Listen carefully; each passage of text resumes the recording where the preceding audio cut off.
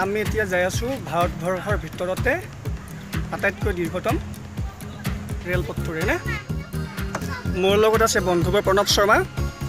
আমি বৰ্তমান উপস্থিত আছোঁ শংকৰদেৱ কলাক্ষেত্ৰ গুৱাহাটী পাঞ্জাবাৰীত আৰু এতিয়া আমি উপভোগ কৰিবলৈ ওলাইছোঁ ভাৰতবৰ্ষৰ ভিতৰতে আটাইতকৈ দীৰ্ঘতম আকাশী ৰেলপথেৰে কৰা যাত্ৰা। এয়া আমাৰ যাত্ৰা আৰম্ভ হ'ল। আপোনালোকে লক্ষ্য কৰক, আপোনালোকে ভালকৈ চাই যাওক। ভাৰতৰ ভিতৰতে দীৰ্ঘতম আকাশী ৰেলপথেৰে আমি যাত্ৰা আৰম্ভ কৰিছোঁ। মোৰ লগত আছে বন্ধুবৰ প্ৰণৱ শৰ্মা আৰু এতিয়া আমি উপস্থিত আছোঁ শংকৰদেৱ কলাক্ষেত্ৰ গুৱাহাটী। ই এক সুন্দৰ প্ৰাকৃতিক পৰিৱেশৰ মাজেৰে আমাৰ এই ৰেলখনে গতি লাভ কৰিছে। আপুনি লক্ষ্য কৰক, মাত্ৰ এটা ট্ৰেকেৰে আমাৰ ৰেলগাড়ীখনে গতি লাভ কৰিছে। দীৰ্ঘতম আকাশী ৰেলপথ আৰু এয়া আছে আমাৰ অসমৰ গুৱাহাটীৰ শ্ৰীমন্ত শংকৰদেৱ কলাক্ষেত্ৰ।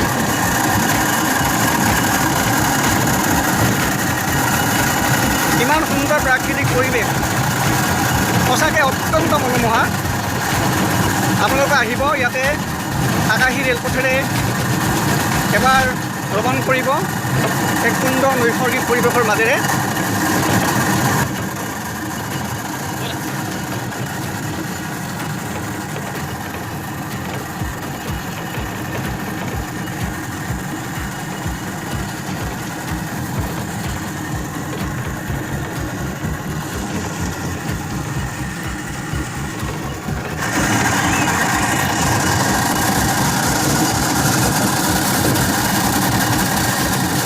ভয় নাখাব, ইয়াৰ টিকট বহুত বেছি নহয়, মাত্ৰ 30 টকা। এজনৰ বাবদ মাত্ৰ 30 টকা।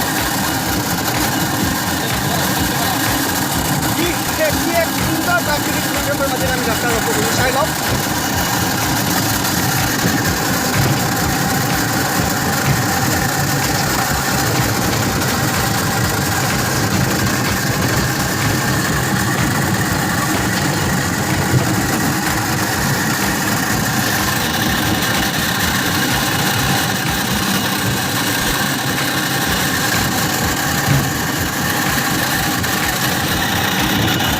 ভাৰতবৰ্ষৰ ভিতৰতে